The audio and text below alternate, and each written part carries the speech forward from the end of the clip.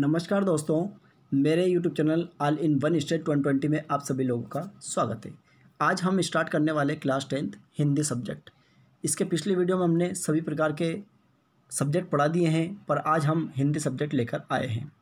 तो हिंदी को बहुत सारे बच्चे नहीं पढ़ते हैं और सोचते परीक्षा के टाइम पढ़ ले, लेकिन आपको मैं यहाँ पर इस वीडियो के माध्यम से काफ़ी सरल तरीके से हिंदी के जो हमारा पार्ट नंबर 1 है भक्ति धारा या निम्न के पद, इसको बहुत ही सरल तरीके से बताने वाला हूँ। तो चलिएगा, हमारा आज का पहला क्वेश्चन हम स्टार्ट करते हैं। पहला प्रश्न आता है, पद में मीठे फल का आनंद लेने वाला कौन है। देखिए क्वेश्चन क्या कह रहा है, पद में मीठे फल का आनंद लेने वाला कौन है। तो इसका आंसर आता है, पद में मीठे फल का आनंद लेने वाला गूंगा व्यक्ति। कितना सरल है, आपको कौन के स्थान पे गूंगा लिखना है बस। नेक्स्ट क्वेश्चन की ओर हम बढ़ते हैं। देखिएगा नेक्स्ट क्वेश्चन हमारा क्या है, अवगुणों पर ध्यान न देने के लिए सूरदास ने किससे प्रार्थना की है। यह क्वेश्चन हमारा सन 2018 के एग्ज़ाम में पूछा गया था, अथवा यह क्वेश्चन इस टाइप से भी पूछा गया था, अवगुणों पर ध्यान न देने के लिए सूरदास जी किससे प्रार्थना करते हैं। यह क्वेश्चन हमारा 2019 के एग्ज़ाम में पूछा गया था। तो देखिएगा इसका आंसर क्या है, अवगुणों पर ध्यान न देने के लिए सूरदास ने भगवान श्री कृष्ण से प्रार्थना की है। दोनों का एक ही आंसर है। तो चलिएगा, अब हमारा थर्ड क्वेश्चन हम लेते हैं। थर्ड क्वेश्चन हमारा आता है, पारस में कौन सा गुण पाया जाता है। तो इसका आंसर है, पारस में लोहे को सोना बनाने का गुण पाया जाता है। बहुत ही सरल क्वेश्चन है। इसके आगे चलिए, नेक्स्ट क्वेश्चन आता है हमारा, जायसी के अनुसार संसार की सृष्टि किसने की है। तो आंसर है हमारा, जायसी के अनुसार संसार की सृष्टि ईश्वर ने की है। बहुत ही अच्छा क्वेश्चन। अब हमारा जो नेक्स्ट क्वेश्चन आता है वो भी बहुत बढ़िया क्वेश्चन, सन 2015 और 17 में पूछा गया था। क्वेश्चन क्या है, ईश्वर ने रोगों को दूर करने के लिए मनुष्य को क्या दिया है। ये क्वेश्चन 2015 और 17 में पूछा गया था।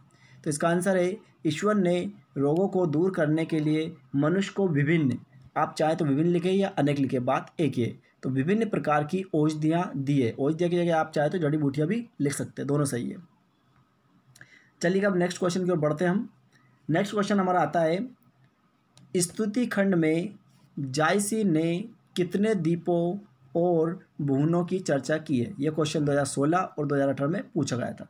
तो इसका आंसर आता है, स्तुति खंड में जायसी ने 7 दीपों, आप चाहे तो हिंदी में 7 लिखे या आप चाहे तो गणित की भाषा में भी लिख सकते हैं, दोनों सही है। 7 दीपों और 14 भुवनों की चर्चा की है। तो नेक्स्ट क्वेश्चन की ओर बढ़ते हैं हम।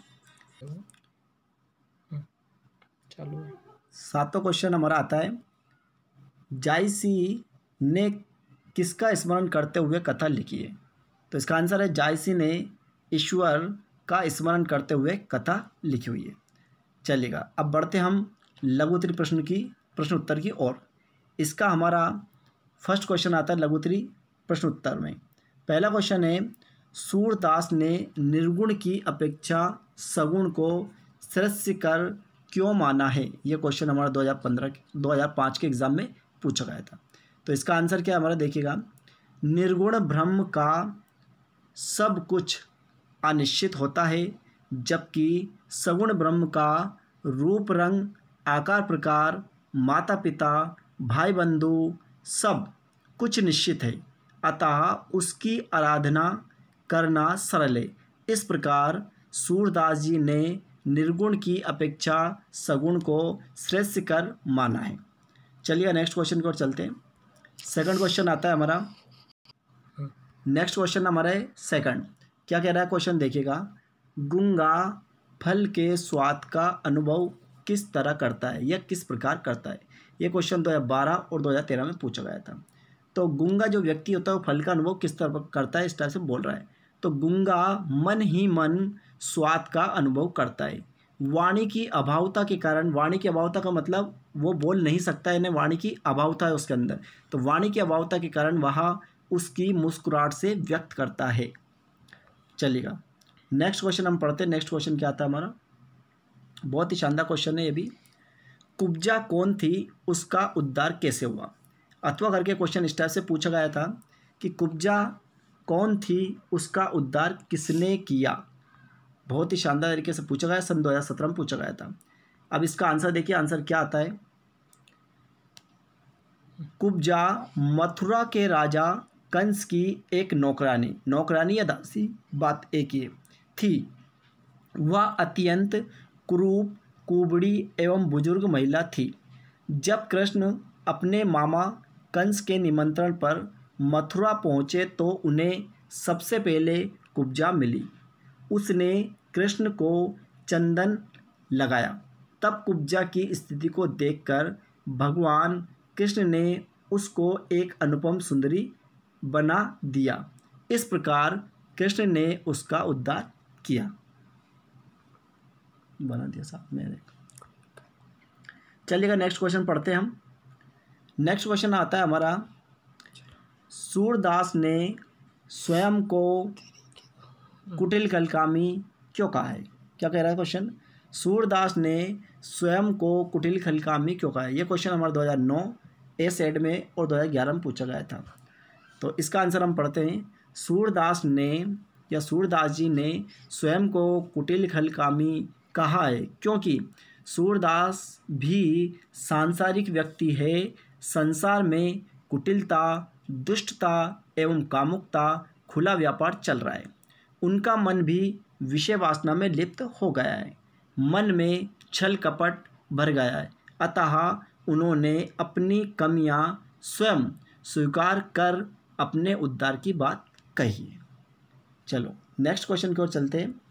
नेक्स्ट क्वेश्चन आता है हमारा, जायसी के अनुसार परमात्मा ने किस किस तरह के मनुष्य बनाए हैं।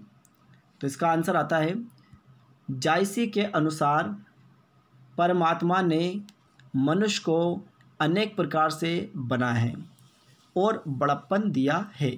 किसी को राजा तो किसी को रंक बनाया है, किसी को अमीर तो किसी को गरीब बनाया है, किसी को स्वामी तो किसी को दास बनाया है, और किसी को शक्तिशाली तो किसी को कमज़ोर बनाया है, किसी को खुशी तो किसी को दुखी बनाया है, किसी को वीर तो किसी को डरपोक बनाया है। इस प्रकार परमात्मा ने अनेक प्रकार के मनुष्य बनाए। अब जितनी बातें मैंने लिखी है, ज़रूरी नहीं कि आप पूरी बातें लिखें, जो भी आपको इसमें से याद रहे वही लिखें। जैसे राजा, रंक, सुखी, दुखी या अमीर, गरीबी, जो भी आपको याद रहे वो आप लिख सकते हैं।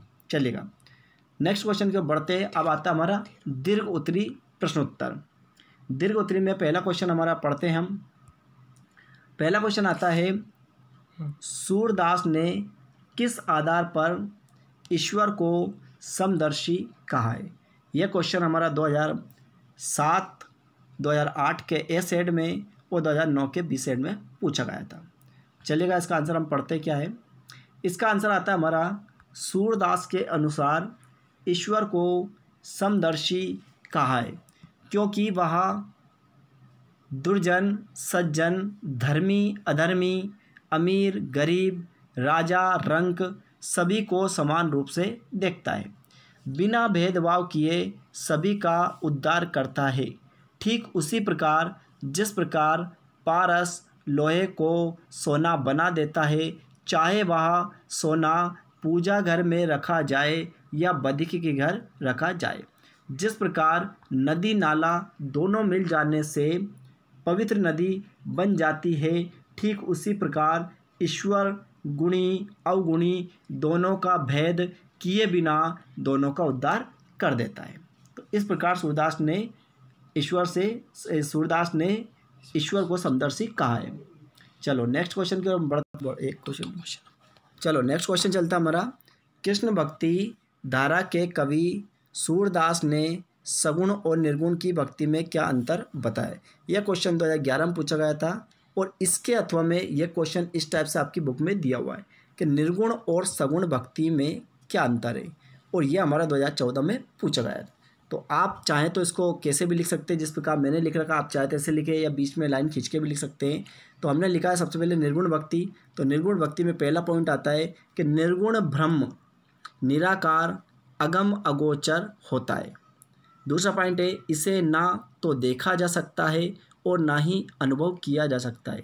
थर्ड आता है ये रूप रंग रहित होता है। इसके बाद चौथा पॉइंट आता है इसकी स्तुति कर पाना कठिन है।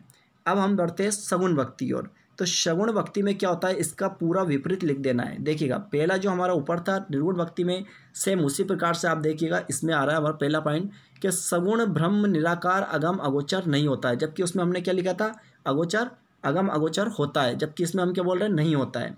सेकंड इसका आता है इसे देखा जा सकता है और अनुभव किया जा सकता है, जबकि हमने ऊपर क्या लिखा था, इसे ना तो देखा जा सकता है और ना ही अनुभव किया जा सकता है, तो इसका हमने यहाँ पर विपरीत लिख दिया। तीसरा इसका आता है यह रूप रंग गुण युक्त होता है। इसके ऊपर हमने क्या लिखा था कि ये रूप रंग रहित होता है, तो वहाँ रहित होता है, यहाँ गुण युक्त होता है, मतलब इसमें गुण है और उसमें नहीं है। इसका चौथा आता है इसकी स्तुति कर पाना सरल है, जबकि हमने ऊपर क्या लिखा था, इसकी स्तुति कर पाना कठिन है। तो इस टाइप से आप ऊपर के पूरे पॉइंट से नीचे लिख सकते हैं, सिर्फ उसका विपरीत लिखना है। तो इस टाइप से आज हमारा हिंदी का पहला चैप्टर है वो ख़त्म हो चुका है। आई होप आपको समझ में आया होगा।